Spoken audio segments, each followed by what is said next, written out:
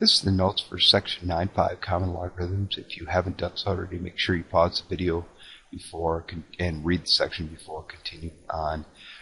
So what we want to do today is we want to define a new function, which we're going to call the logarithm of x to the base 10. Okay, and to do that, let's first show you where that's coming from. Really what we're doing with logarithms is we're looking at the inverse of this function. So as of right now, if I'm trying to solve for x, I don't have a way of doing that, so I don't have an inverse function to undo raising something to a power.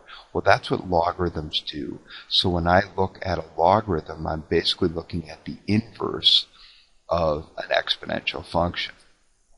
So here's the definition of a logarithm. It goes as follows. Y is the logarithm of x to the base 10, or log of x to the base 10, or log base 10 of x. All of those terms work for this. Okay, but when we write it like this: y equals the log base 10 of x, or we can also write it just as y equals the log of x. Okay, because this is the common log, it's assumed that 10 is the base.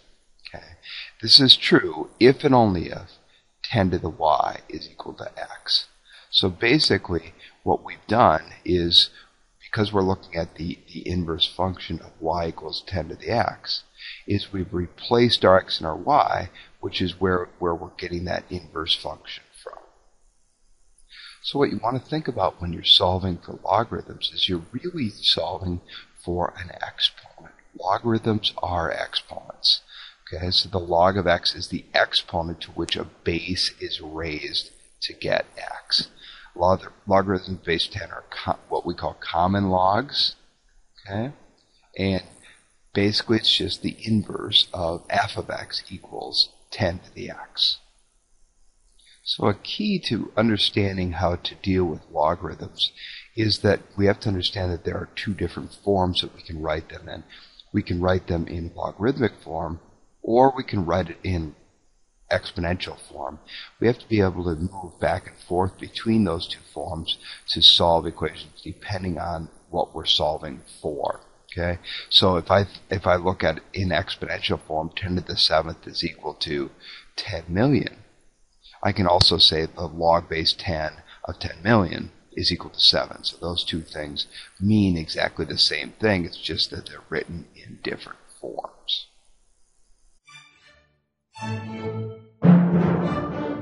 So let's just take a look at this first example. If I'm trying to find the log of 10,000, I'm really asking myself this question. 10 to what power is equal to 10,000? So what number can I put here to get 10,000? Okay, well, some of these we can do in our head. I know if I'm going to get 10 to what power to get 10,000, since there are 4 zeros there, that means that y would be equal to 4. So the log of 10,000 is 4. Now let's take a look at that on our calculator, and I'll show that that's true. So as you look at your calculator, we have your log key is right here, right over the 10 to the x key.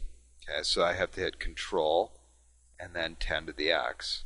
Okay, so now the common log has a base of 10. Now if you don't type in the 10 for the base, if you just leave that base empty, it will assume, your calculator will assume that the base is 10, because that's our common log.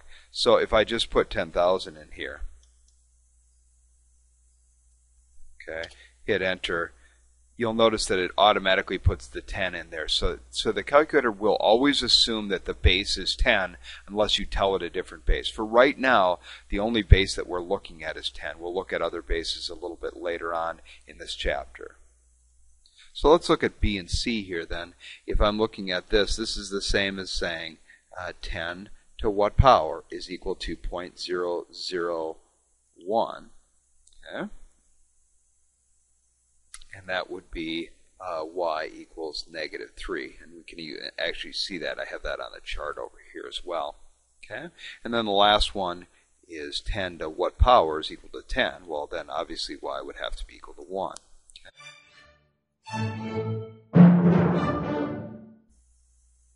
All right, so in example 1, we were looking at values of logs that were perfect powers of 10.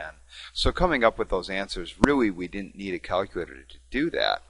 Now, if I'm looking at number 2 here, if I have values that I'm taking the logs of that are not perfect powers of 10, like the square root of 7 and 16, we would need to use a calculator to come up with an approximation for those. Now, we can think about, generally speaking, about what that answer would be. So, for instance, if I have the log of the square root of 7, well, the square root of 7 is less than 10. So I know that my number has to be somewhere between 0 and 1, because I know 10 to the first power is 10, and 10 to the 0 power is 1. And since the square root of 7 is somewhere between 1 and 10, my answer should be somewhere between 0 and 1. Okay. Same with log of 16. If I look at the log of 16, 16 is between 10 and 100. 10 to the first power is 10. 10 to the second power is 100. So it must be a number that's somewhere between 1 and 2. So let's come over to our calculator and take a look at that. If I take the log of the square root of 7, I get 0.4222549, or if we round it off to the nearest thousands, which is pretty typical, it would be 0.423. And then if I look at the log base 10 of 16, I get 1.204. Okay, so those would be the two values that we would have for those two from example 2 there. So as we come over to the notes, then I wrote both those down as approximations. Okay. Finally, let's look at, or for this part at least, let's look at number 3 here. It says, between which two consecutive integers is the log of 75,981? So as we take a look at this, what I'm going to do is I'm going to list my perfect 10th power numbers. So 10 to the third is 1,000, 10 to the fourth is 10,000, 10 to the fifth is 100,000. Well, I know that 75,981 is somewhere between those two numbers, somewhere between 10,000 and 100,000. So what that tells me is that the log of it has to be somewhere between 4 and 5.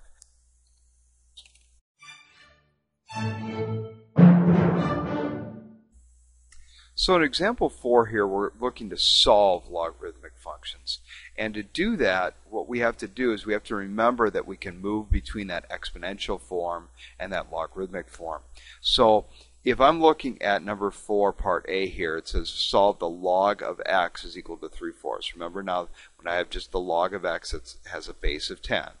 So really, the other way that I can write that is I can say 10 to the 3/4 power is equal to x. Therefore, to solve that, all I need to do is plug into my calculator 10 to the 3/4 power to get that answer, and for my value of x. So x is approximately equal to, this should be approximately, 5.623. Okay? Now let's look at part B then. Same general idea. I'm going to rewrite that in exponential form.